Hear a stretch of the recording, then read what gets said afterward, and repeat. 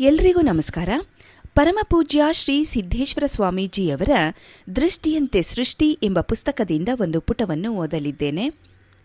ಮನೆ ನೋಡ ಬಡವರು ಮನ ನೋಡ ಸಂಪನ್ನರು, ಧನ ನೋಡ ಬಡವರು ಘನಮನ ಸಂಪನ್ನರು, ಕೂಡಲ ಸಂಗನ ಶರಣರು ಕರುಳಿಲ್ಲದ ಕಲಿಗಳು ಆರಿಗೂ ಉಪಮಿಸಬಾರದು.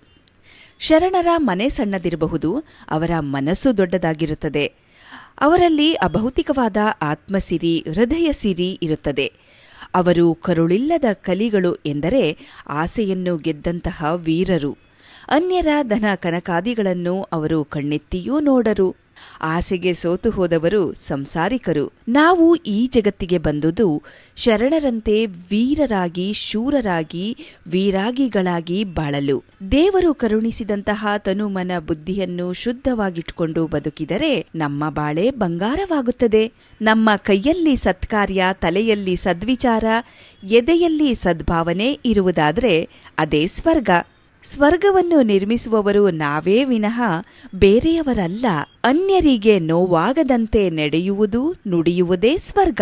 ಹಾಗಲ್ಲದೆ ಎಲ್ಲರಿಗೂ ನೋವಾಗುವಂತೆ ನಡೆಯುವುದು, ನುಡಿಯುವುದೇ ನರಕ. ಇದನ್ನೇ ನಮ್ಮ ಬಸವಣ್ಣನವರು ಅಯ್ಯ ಎಂದರೆ ಸ್ವರ್ಗ, ಎಲವೋ ಎಂದರೆ ನರಕ ಎಂದು ಹೇಳಿದರು ಎಂದು ಪರಮಪೂಜ್ಯ ಶ್ರೀ ಸಿದ್ದೇಶ್ವರ ಸ್ವಾಮೀಜಿಯವರು ದೃಷ್ಟಿಯಂತೆ ಸೃಷ್ಟಿ ಎಂಬ ಪುಸ್ತಕದಲ್ಲಿ ವಿವರಿಸಿದ್ದಾರೆ. ಧನ್ಯವಾದಗಳು.